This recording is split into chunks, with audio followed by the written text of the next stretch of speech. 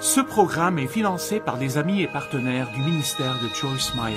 Combien de personnes pensez-vous qu'il y a dans le monde aujourd'hui qui sont pleines d'amertume, qui sont en colère, qui ont des conflits dans leur vie, qui passent leur vie offensés par quelque chose que quelqu'un a fait, qui prévoient de se venger? Mais vous savez quoi? Nous avons un antidote ici, dans la parole de Dieu.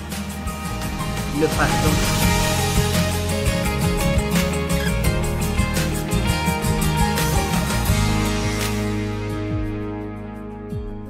Bienvenue sur Vivre pleinement votre vie de tous les jours. Vous savez, la parole de Dieu est si merveilleuse et elle nous aide à profiter de chaque jour de notre vie parce qu'elle nous enseigne des principes divins qui nous aident à surmonter tout ce qui vient contre nous. Et aujourd'hui, je veux vous parler de poison et d'antidote. Mais je ne parle pas de quelque chose de physique, je parle de votre âme. Savez-vous que votre âme peut être empoisonnée? Par exemple, l'amertume, le ressentiment et le manque de pardon empoisonnent notre âme. Ils nous rendent malheureux. Mais Dieu a un antidote, selon sa parole, pour toute chose qui essaie d'empoisonner notre âme. Si un serpent venimeux vous mord, la première chose que vous faites est de vous rendre à l'hôpital pour obtenir l'antidote parce que vous ne voulez pas mourir.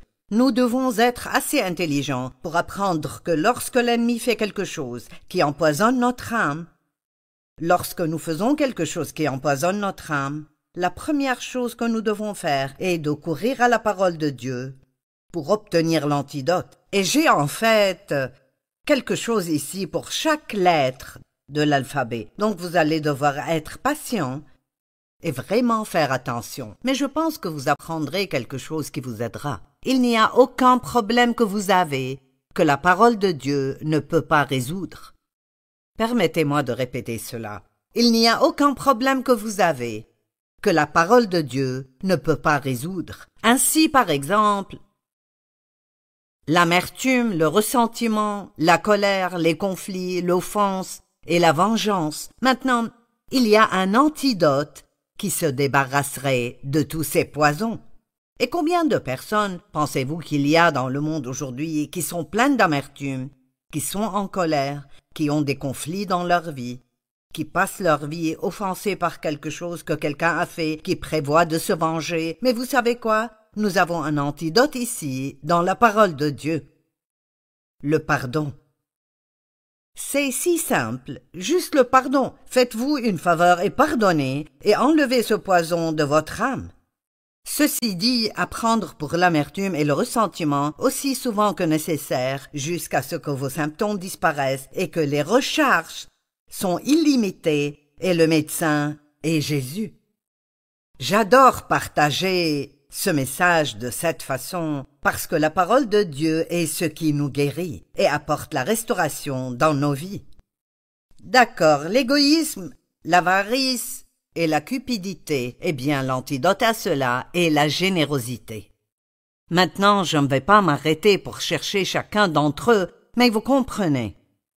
Pour l'insécurité, le rejet et l'abandon, nous avons l'amour inconditionnel de Dieu. L'amour de Dieu ici, je vous le dis, il guérit.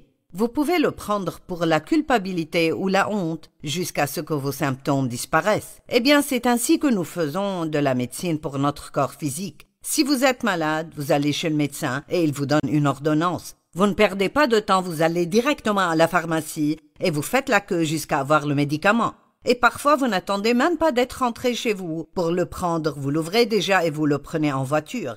Et vous le prenez aussi souvent qu'ils vous diront de le prendre.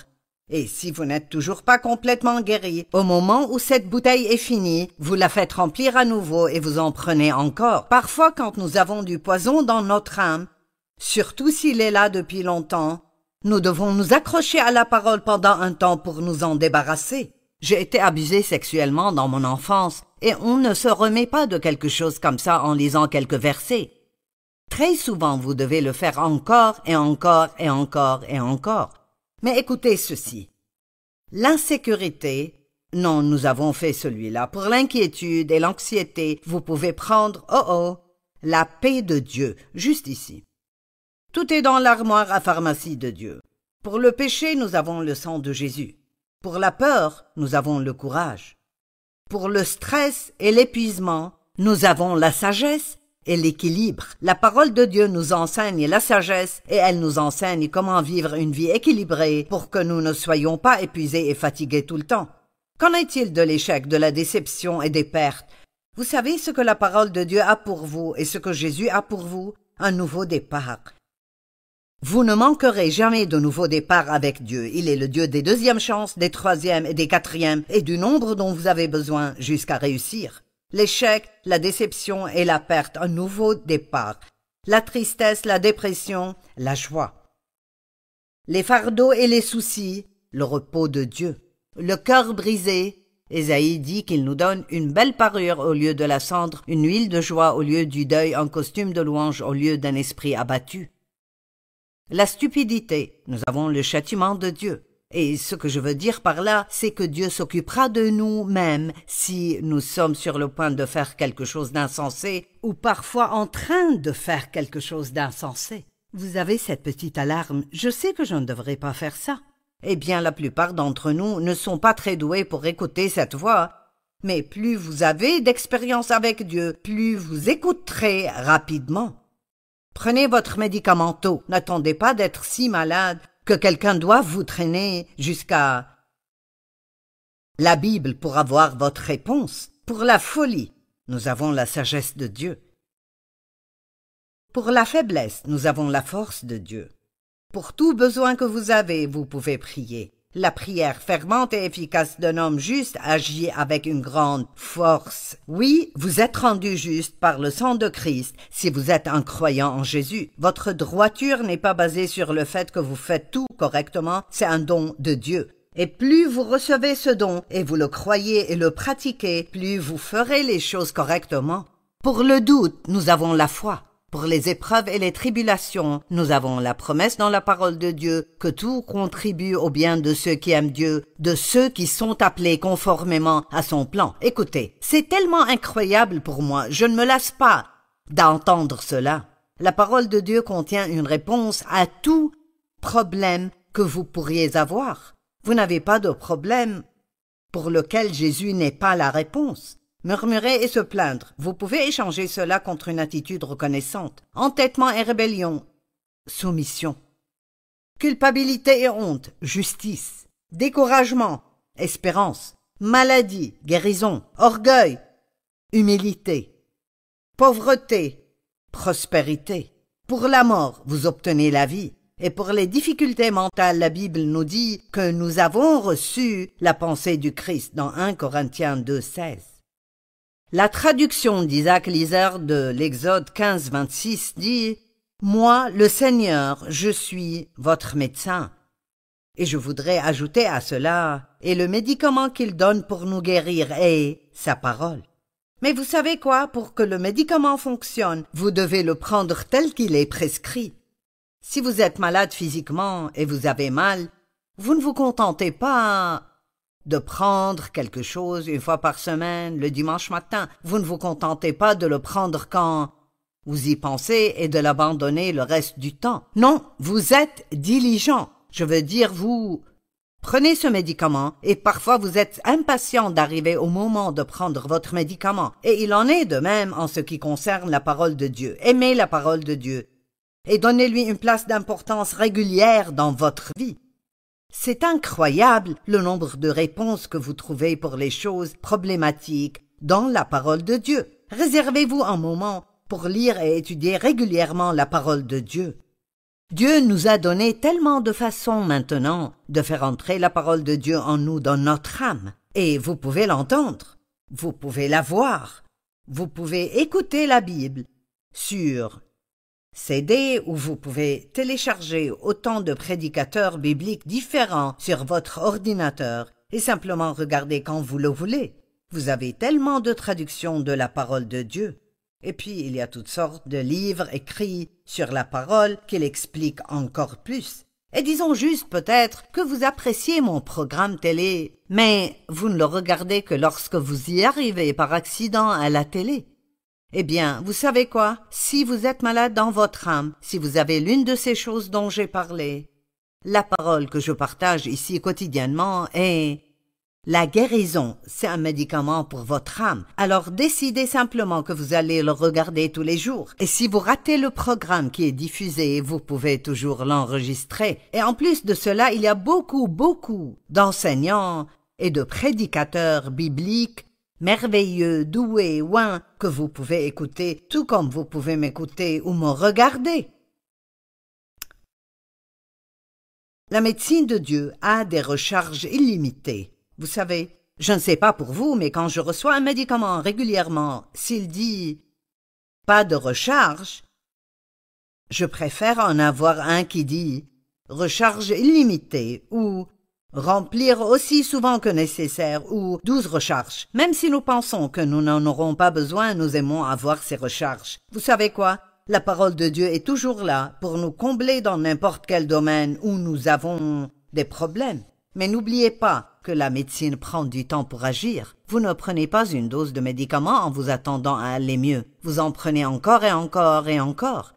Et je sais que certains d'entre vous ont des situations graves dans leur vie. Peut-être que certains d'entre vous ont été blessés comme moi quand j'étais enfant. Vous avez été maltraités ou abandonnés ou vous avez été rejetés. Et il y a toutes sortes de choses qui peuvent arriver. Vous avez perdu votre emploi et vous avez peur ou bien...